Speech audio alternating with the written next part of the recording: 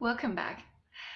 This episode is a continuation of last week's episode where we talked about group forming, which is one of the 5 group development theories presented by Bruce Tuckman. I wanted to talk about the 5 stages because you come across them over and over again in work, and I think it helps to understand when you see something what it really is that you're observing and what you can potentially do to manage the situation better. So this episode is all about storming.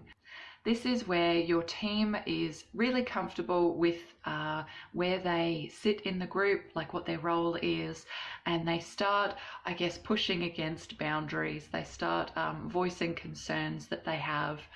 They start identifying the issues that they have and expecting you as a leader to do something about it, or at least you as a leader should do something about it if you want to resolve it and help your team move forward. Now, the important thing to note is that when Tuckman identified the storming stage, he said that only about 50% of groups actually experience it. Some groups are very effective and, just move straight on to the performing stage, which is the one we'll talk about next. But that's not to say that a team experiencing storming isn't underperforming in any way. And it's not a reflection on you as a manager. It's purely a product of the blend of people that you've got in the room, as well as the issue that you're dealing with and how difficult that particular issue is, the context that your business is operating in, the industry that you operate in, and the types of pressures that it's exposed to. So it doesn't come down to you necessarily. It's a pretty common thing. You've just got to be aware of it when you see it and know how to deal with it proactively rather than taking it personally. The duration, the intensity, and the amount of destruction experienced by one of these storming phases, it varies between projects. Each one looks different. The risk to you as a leader is that it drags on for longer than it needs to, and it impacts the relationships between the people in the team to the point where they're irreparable, destroying relationships and causing people to walk away from the group entirely. That's what you need to avoid. So what happens when a team starts storming? So you'll notice it. You'll notice the storm brewing when tensions rise. You might have subtle indicators, like people might start sniping at each other across a table and you don't understand why.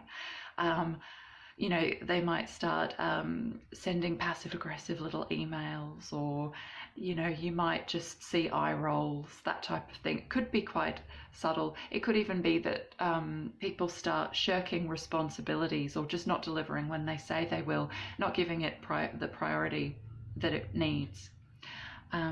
There are other things that you might perceive as subtle indicators that might actually be perfectly legitimate actions taken by people who've got no problem at all with what's going on. And the one that I want to talk about in particular is if you notice someone copying an email or sending an email, but copying it in to a cast of thousands, including your manager, their manager's manager, that kind of level of copying, you could look at that and go, whoa, okay, they're taking that above my head. That's not what I want to happen. But the counter to that is that they might feel that that's the quickest, most efficient way to keep everyone who's asked to be kept informed of the project progress. So you run that risk of interpreting their perfectly legitimate, innocuous action as being a subtle indicator that they have a problem with someone that needs to be dealt with. So before you leap in and start trying to manage your way through that, actually just have a chat to them and say, hey, I noticed you were copying that to a lot of people. What's going on there? And they'll explain themselves. Either they didn't think anything of it, or they might tell you that they have a problem. So the worst thing that they can say is, yep, I've got a problem. And that's actually a really good outcome for you, because then at least you've got visibility that there's something that you can work on or there's something that you can work towards fixing. Now, so that's the subtle end of the spectrum, but as you know, some people are not subtle. So you might see a bit of table thumping or a bit of shouting. You might have someone bail you up in the coffee room and say, I can't work with that other person. All of these things can happen. The issues that people have could be pretty wide-ranging, and there's a list, so I'm going to keep looking down at it so I can check and I can cover everything. People could think that others in the group aren't working hard enough.